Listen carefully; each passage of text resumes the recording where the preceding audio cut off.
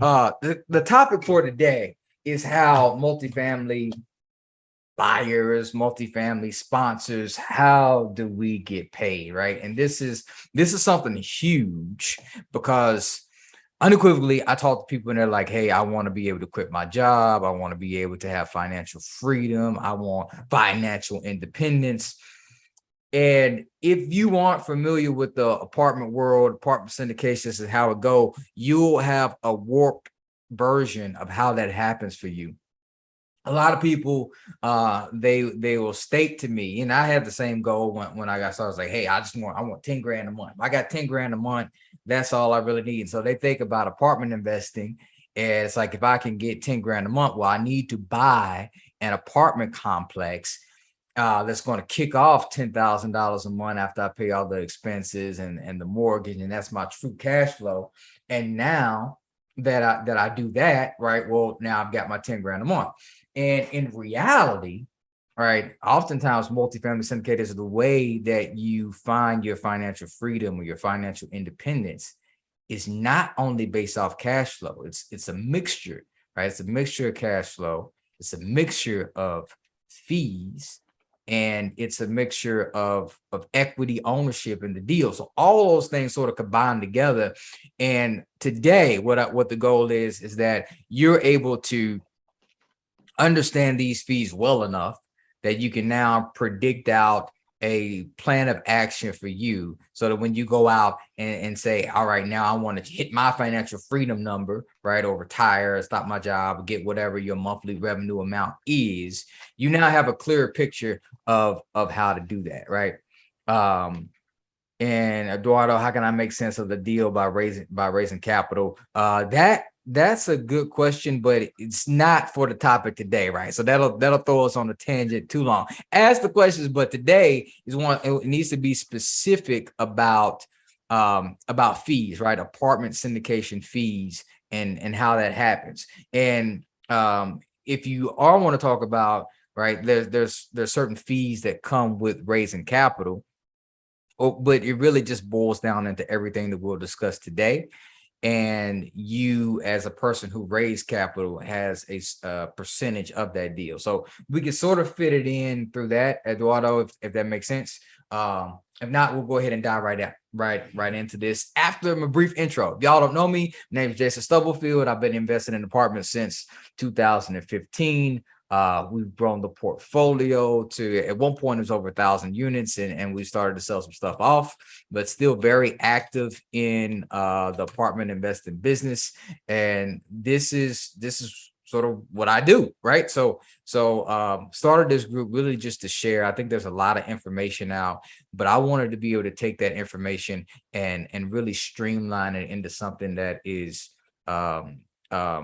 impactful for the people who consume it. So if you're able to see my screen right now, you're looking at S&S Capital Partners. That's like Sam, Nancy, SamCapitalPartners.com. This is my company website. You can find out more about us, find out what we do. We've got investor testimonials. Some of our projects are there. If you are interested in hearing about our projects or our investment opportunities, if you come over to the Invest tab, this will ask you to fill out a brief form, join now, puts you into our community, puts you into our world, figure out what sort of deals we have coming forward, and if that works out for you. So if you aren't hearing about our passive investment opportunities, we do have one that we're actively working right now. We'll have more coming in the future, but if you aren't hearing about those and you're interested, you definitely want to fill out that form. So back to talking about how we find financial freedom through these fees, right? When it comes to real estate, you have the same foundational principles of real estate, right? That being cash flow, that being debt pay down or amortization, that being taxes, right? That being appreciation and depreciation. Those are all ways that you make money in real estate. I'm not going to go over those. If you're attending a webinar like this, you should have some familiarity with just why real estate works. All that works in multifamily as well. But in addition to that, you also have fees. So back to how we set this up, we were talking about, I'm looking to hit my number, and A common number is $10,000 a month, right? True wealth is actually measured in time and not money. So when you think about hitting your financial freedom number, for me, right, the way I thought about it was, I don't necessarily, I mean, $10,000 a month is enough for a lot of people to be able to leave their jobs, but you also have to put in the time factor of that, right? And if you're trying to purely look at it from the sense of this is the monthly income I like, then you are also shortchanging some of the wealth benefits that come along with investing in apartments. Jason, what do you mean by that? Well, if you said I need $10,000 a month, that's $120,000 a year, but also $120,000 a year. Now we're talking about time. So if you had $120,000 in your account right now, liquid access, that would buy you a year of living expenses. And so when I talk to people or clients that work with me and they're like, I want to be able to leave my job, or this is what I tell them. Like, you really need to think about it in years. How can you get $120,000 stacked up so you now have a year? What are you going to do over that course of a year? Where you're going to buy more apartment buildings, right? Hopefully to get $120,000 again. So the process becomes, maybe you have a year or 18 months of savings, and then you extend that to now you've got 2 years or 2.5 years of saving. And now it just no longer makes sense for you to ever think about going back to a job, because you've accumulated enough wealth to be able to put so much time, which is how I consider wealth really to be measured, so much time in between you and ever having to go back to work. Right. So we'll talk about some of these fees and how they work. And that doesn't make sense to anybody. Feel free to have me elaborate on it a little bit more, but hopefully we're clear there. So asset management fees are one fee that we talk, and that's going to be the first one that I'll talk about. So what is an asset management fee? Asset management fee is a fee that a operator gets for putting a deal together. So for instance, if you are buying a $5 million multifamily deal, right? As the person who found the deal, who underwrite all the deals beforehand, who negotiated the contract, who put all that together, right? You are entitled to a fee that you can charge your investors. And let's say you're going to take $1 million or $1.5 million of investor capital and manage it for 5 years. All of your investment funds, all of your financial advisors, they take fees based off of that, right? And so you're going to do the same thing, but one of those fees is going to be the acquisition fee that comes at the very beginning. So I'm going to keep this $5 million real estate transaction as our example for today, and everything will sort of be based off of that. So if you got a $5 million deal, you can charge an acquisition fee. How much is an acquisition fee? Acquisition fees can range from anywhere from 1% to 5%. It's a scale, right? The larger the deal you're doing, the smaller your acquisition fee. The smaller the deal you're doing, the larger your acquisition fee, right? You think about it as you're putting smaller deals together, right? Maybe you're only doing $1 million deal, even smaller, maybe $600,000, $700,000 deal. That's where you'll see the 3% or 4% in acquisition fee, because as the person who put that together, it's still a lot of work for you to do, and it's a relatively small amount for that. When you start doing $50 million deals, right, and now you're talking about I want 4 or 5% on that, it's really hard to justify why you've actually earned $2 million, right? And so that's how the scale of fees sort of works. But typically what you'll see is about 2%, right? So that's where I start baseline on all my deals, 2% acquisition fee, right? So if we do the math, if you're buying a $5 million deal and you have a 2% acquisition fee, that will be $100,000. That comes the very day that you buy the deal, right? Thanks for the contact information, James. So when you think about this, a lot of people are trying to say, well, how do I find financial freedom, right?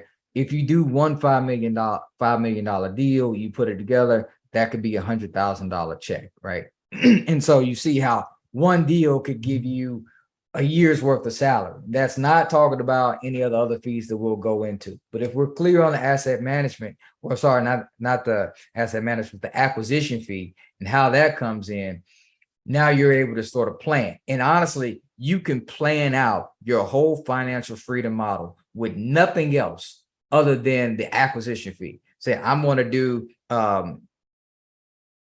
2 deals a year, right? And if you said I do 2 deals a year and they're $5 million deals, well, guess what? I got 100 grand on the first deal, 100 grand on the second deal. I'm okay, right?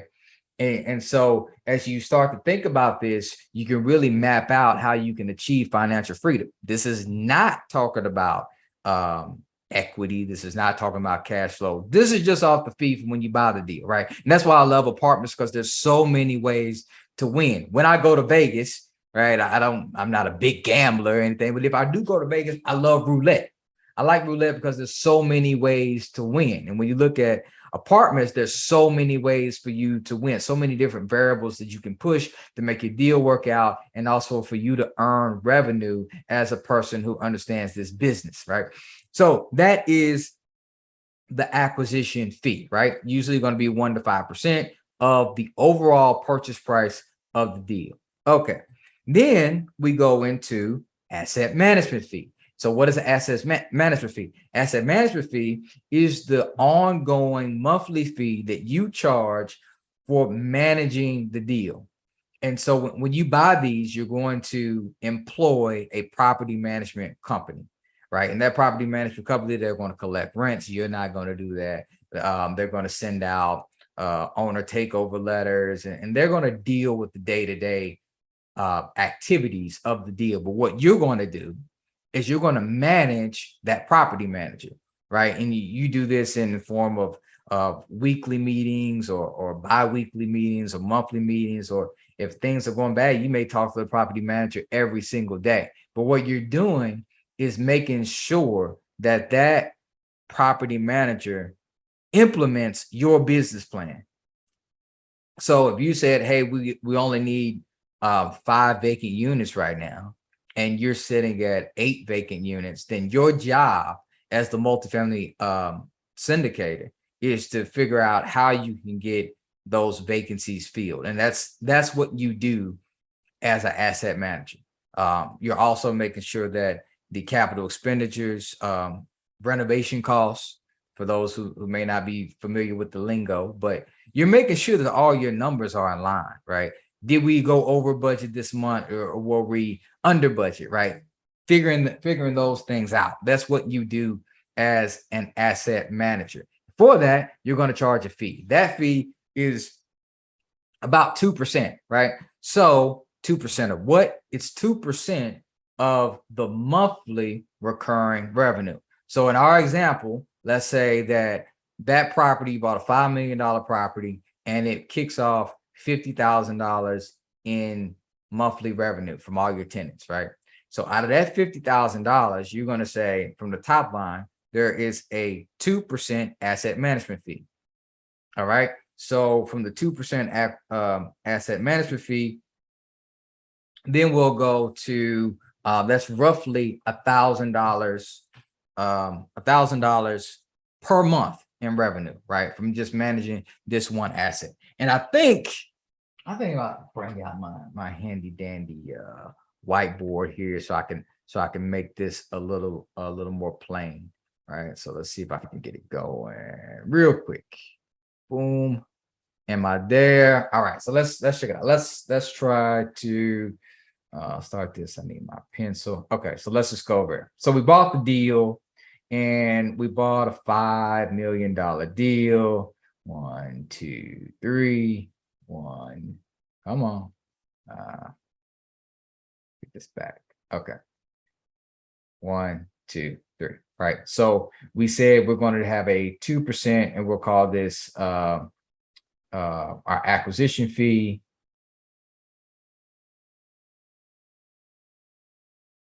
Bear with me with this handwriting here.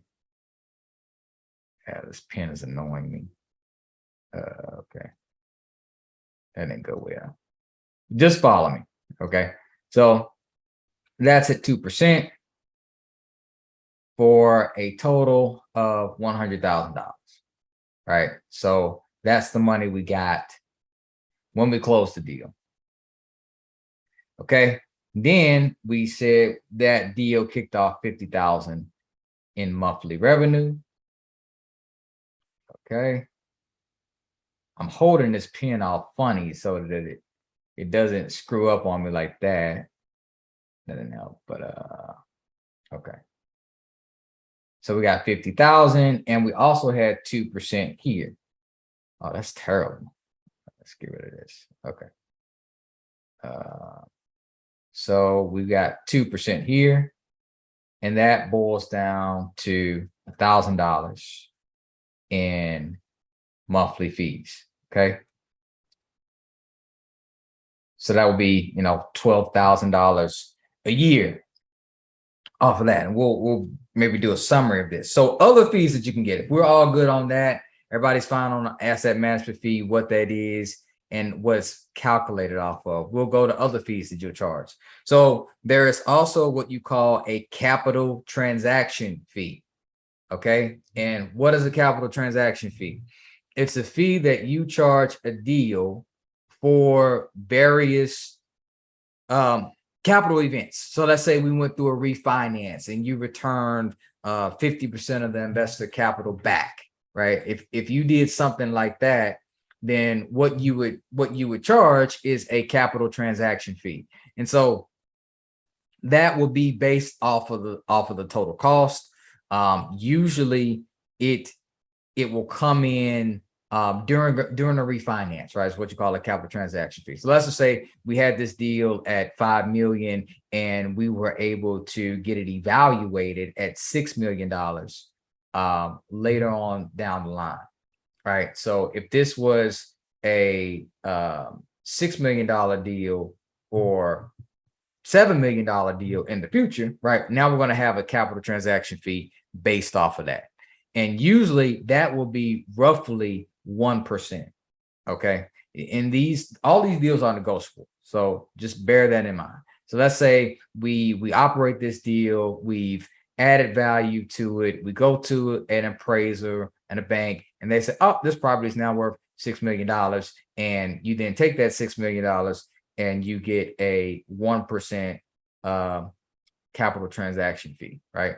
So this fee is earned from your work as a operator and the fact that you're going to take part of that $6 million in new evaluation and you're going to give it to your investors, right? So you returned a portion of that capital earlier. If you did that at 1%, that's 1% of the 1% of the 6 million, which would be roughly $60,000. Okay. So that's for your team for doing that. Capital transaction fee. Are there any questions about that? If not, we'll move on. Okay. And then we have the final deal or the final fee that we'll cover today, which will be the disposition fee. You say, okay, well, let's say we got it appraised at 6 million, we held it a few more years, and we finally sold this deal at $7 million. Okay. So on our $7 million evaluation, you follow, this is the whole life cycle of an apartment deal, buying it at 5 million, refinancing it at 6 million, finally selling it at 7 million. And then on that sale, we would also charge 1% disposition fee. Okay. So then you could say this be 1% of our $7 million purchase price. And we could go, that would be 70 grand. Right. So as a good operator for what you've done, now you can absorb this. So if we put all this together, okay. So this is times 12, or just say how a potential year could look, right? That would be $12,000 on a year. We have $130,000 right there. So that would be $230,000 in fees, right? And that's not considering our monthly, uh, not considering this guy, right? Our monthly $1,000 fee that we got here, right? So if you're following me, right, you see how lucrative one apartment deal can be. This is why it's all worth it. This is why you learn the business. This is why you can literally do one apartment deal. It doesn't have to be a huge 400 unit apartment deal, but one of these deals can be life changing, and it can allow you to escape your job. Now, once you do this, you know, one times, two times, three times, five times, right? Now there's no looking back. You're completely an apartment investor. And this is a skill set that you will repeat over and over again. What I did not talk about outside of these fees is your equity ownership. So if you did this deal on just a straight percentage, right, you would be entitled to maybe 30% of this $7 million, right? And I don't want to confuse anybody, but and it's not 30% of the 7 million, right? Let's say that if you refinanced at 6 million, you would have roughly $1 million. Hopefully y'all follow me with the math, right? But if you sold the deal at 7 million and you had refinanced it, meaning the bank evaluated it at 6 million.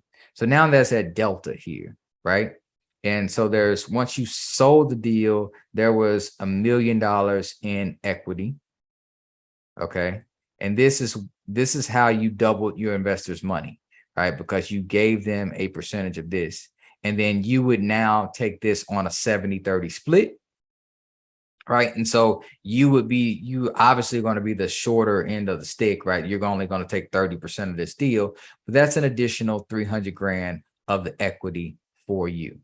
So one deal, and you're looking at combining this number here along with this number here, that would give you a total of $530,000 off of one transaction, right? Now, caveat for all of this, right? None of these fees or I don't want to do that. I actually want to cut the whiteboard out. Yeah, I was about to end the whole meeting. Yeah. So none of these fees are on top of your investors, right? When you do this business, the investors are your clients, right? They're your customers. So the way we do it, we don't take any fees. None of these fees are given. All of these fees are earned, right? So if we do not perform, right, if there's not enough cash flow to kick off to the investors, right, obviously the first thing you're going to cut is your fee, right? You're not going to pay out all of those fees. And so make sure that you understand that, and that your investors understand that as you talk to them, to say, this is what we could potentially earn, but we don't earn this until you earn what you earn. And so what we do is we strategically calculate how to make these fees, how to make this profit while being able to hit our investor projections. And so from an investor who's able to say, here's a $50,000 check or $100,000 check, and you return to them a quarterly cash flow amount or a monthly cash flow amount, and then after the end of 3 years or 5 years, you hand them another check that's like double the size of what they went into, it's all right, right? It makes sense. Everybody happy. It's a win-win-win, right? Win for you, win for the property and the tenants, win for the investors who helped you do the whole thing. This is the process, right? Understanding this, understanding these fees, and understanding how you can incorporate this into your investing strategy so that you are able to quit your job and find financial freedom, financial independence a lot quicker, a lot sooner than you would if you're just waiting to waiting to accumulate enough properties. And so I'll say this, and then I'll sort of wrap it up. Maybe we'll have a few minutes for questions. But most people, they have a goal of saying, I want to get $10,000 in monthly income. The problem is when it comes to apartments, they don't have the initial capital to be able to invest that amount of money in order to make that sort of return. If you want to get $10,000 in monthly net income after you pay all the expenses, after you pay all the mortgage payments or whatever on the apartment complex, you might have to be able to buy a $3.5 million property. Most people aren't sitting on $1 million of capital or $1.5 million of capital in order to be able to buy that $4 million property all to themselves and get all the cash flow. So how do you do it? How do you bridge the gap between doing that? Well, you learn how to buy the assets like we're doing right now, and then you learn how these fees help you, right? And so you're gaining wealth while you sort of work this job of apartment investing, and you combine those two together until it gets you the lifestyle that you want, right? And so I want to change that, because a lot of people say, hey, I want to find financial independence through apartment buildings, but they haven't really quite thought out how you want to get to those apartment buildings and how to do it. But if you follow me through this model, you see how 3 deals, I mean, if you did that three times, right, or something around, and the numbers fluctuate, right? Maybe you do $1 million, $1 million deal at first, and then a $3 million deal, and then a $5 million deal, or maybe you start out, and do a $7 million deal on the first one. But if you just follow the structure of doing those deals, combined with all the other benefits of multifamily real estate, absolutely life-changing is what it can be. And hopefully I've done a good job of trying to explain that to you all today. Are there any questions from anybody? Okay, Henry Allen, what does a passive investor monthly income look like? Yes. So great question, Henry. Right, when you look at this, what is the passive investor going to get? Usually what I'll see is anywhere from 6 to 8% is the yearly cash flow that an investor makes. Okay. And so what does that consist of? That's the cash flow of the property. So out of that $50,000 in our example we had today, it's $50,000 of income. Say after we paid all of our expenses, there was some left over, right? And that leftover amount gets distributed to the investors. We look for that amount to be anywhere from 6 to 8% on a monthly basis. I'm sorry, on a yearly basis, even though our distributions come out monthly. And so the investor is able to see that they're earning income on their capital just as if they bought a single family property themselves, right? Just if you went out and bought one property, 300 grand, rented it for 2,000, right? Your mortgage was $800, right? So you're making profit off of that spread. In this scenario, what we do is remove all the investors' efforts, right? Where we do it, and also you have more safety, right? Because you now, instead of doing it in just one deal or worried about one tenant, you've got multiple, right? So that's only one way though. And I'm giving you a long-winded answer, right? So that's sort of the basis on cash flow. But then we also look to have the investors be able to participate in the upside. So in this, we had a deal that we purchased at 5 million, and then we eventually sold at 7 million. So that $2 million difference, the investor also participates in that. And so when it's all said and done, our goal, and I think a good goal for anybody to have, is to be able to double the investor's money over a certain period of time, right? Usually like 5 years, right? So the investor gives you 50 grand, you pay them 7% or 8% on that money on a monthly basis. And then there's a huge payout at the end from the proceeds of the transaction, because you did value add real estate. You made the property that you bought more valuable when you sold it than it was when you bought it. Okay. Hopefully that's clear, Henry. If not, feel free to follow up. But That's basic terms of how it works. And yes, yeah. So right, that's part of your return, right? So 8% of the $50,000 annually is what you would look to receive. But also, in addition to that, there's a percentage of ownership. So if there is, $2 million of equity at the end, whatever your $50,000 contribution was as a percentage of ownership, now you own a percentage of that capital at the end, right? So you've got your 8% every year, and hopefully it grew every year. So it was like 8%, then it grew to 9, and maybe it got up to 10. And then there's a sale, what we call a capital transaction. Now that capital transaction, now you get back your 50, right? You earned 8% for as long as you were in the deal, and then you also maybe got back another $40,000 as sale proceeds, right? So you total all that up, and you're somewhere around doubling your money over a 5-year period of time. Nope. Any other questions? Follow-up questions? Okay, glad that was helpful to you, Henry. Let me check. See, I think we're good. All right. We're going to wrap it up right there. That's in and out today. So appreciate you all who joined in. Was that a question that came in?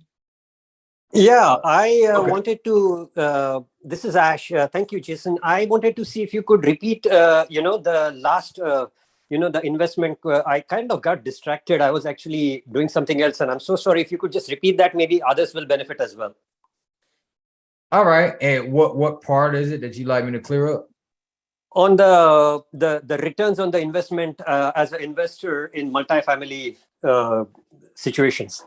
Correct. All right. Yeah. So if you are investing as a passive investor, right, you want to look for some sort of percentage return on your money, right? And so in Henry's example, it was 8%, could be 7%, could be 8%, somewhere about that, right? And so off of a $50,000 investment, right, you are now getting 8% on that money throughout the course of a year, right? So you get 8% on the 50 grand, and that comes year after year after year. On a value add investment, though, which is what we do, and if you're doing this, value add is the way to go. The reason that you buy an apartment building is so you're going to make it more valuable on the exit than you did when you went into it, right? So maybe rents were at $1,000 and you changed the paint, changed the flooring, and now you're renting at $1,200, right? So after 3 years or 4 years or 5 years, whenever it is that the property sells, not only did you get the 8% on your 50K every year, you also entitled to a percentage of ownership of the deal upon sale. And so that's where you could have that 50K initial investment. You earn 8% while you were in the deal, call it on average. And then you also maybe got an additional $40,000 or even $50,000 at the end, right? So you get all of your money back plus an additional 40 or 50 grand upon sale, and the fact that you got 8% while you kept your money in the deal. And this is where multifamily crushes stock market investing or anything in the likes. And not to mention, I didn't even talk about the fact that depreciation that you take. So while you're earning the 8%, you never had to report that to IRS. It didn't show up. I can go on, but basically that's the benefits of how it works just on the purely money inflows, right? Cash inflows into you. So does that clear it up, Ash? If you're speaking, you're on mute. Yes. Thank you so much, Jason. I'm sorry. Yeah, I was on mute. Thank you. Okay. All right. Awesome. Cool. Anything else? All right. Great. Well, yeah, if you're interested in seeing how those deals work or hearing about our deals or looking at some of those, encourage you to go to the website to fill out the investor form if you haven't done that already. In addition, if you're looking to do this on larger sale. You want to learn how to do this. You want to learn how to make this your life and go out and buy apartment deals. Then reach out to me. We've got a program to help you do that as well. So hopefully you found this helpful. Eduardo, yeah, man, you keep coming with those questions, but we try to keep these focused to the topic, right? If not, I could be here for hours, talk about different things. But today was all about just different fee structures to how a syndicator gets paid. There will be more lives. I'm trying to think best way to find deals. I actually did a training on that a few weeks ago, so I'll tag you to that. You take a look at it. Shows you how to find deals. If you follow that process, you shouldn't have any trouble getting more deals into your system. So, all right, I appreciate y'all. Thanks for checking in this Tuesday. I'll be back here next week, every Tuesday at 11 o'clock. We're talking multifamily real estate. Thank you, James. Thank you, Ash. Angie, good to see you again. Appreciate you, Henry. I'll talk to y'all later. Take care.